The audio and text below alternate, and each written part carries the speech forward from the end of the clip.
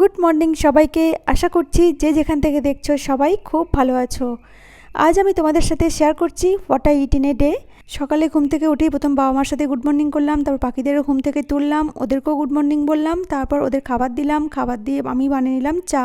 চা খেয়ে এবার ব্রেকফাস্ট বানালাম। ব্রেকফাস্টে একটা খুব হেলদি স্যান্ডউইচ বানিয়েছিলাম, তার সাথে আমন্ড বাদাম ভিজিয়ে রেখেছিলাম রাতে, তো সেটাও খেলাম। আর ছিল অরেঞ্জ জুস।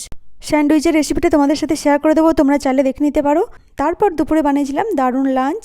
তোমরা আগেই দেখেছো আমি ইলিশ মাছ কিনে নিয়ে এসেছি, তাই ইলিশ মাছ দিয়ে সর্ষে ইলিশ করেছিলাম।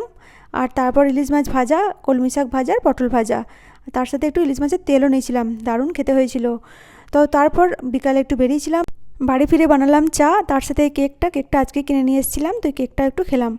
তো তারপর রাতের বেলা কি ডিনারে খাবো, আমি একটু আলু সেদ্ধ করলাম, আর ইলিশ মাছ দিয়ে সর্ষে তো এক পিস ছিল, ওই ভাবলাম ওইটা দিয়ে রাত্রে ডিনারটা কমপ্লিট করি, তাই আলু সেদ্ধ, ইলিশ মাছ দিয়ে সর্ষে আর পটল ভাজা একটা ছিল, এই দিয়ে আমি আমার ডিনার করলাম। তারপর লাস্টে একটা কুলফি আইসক্রিম।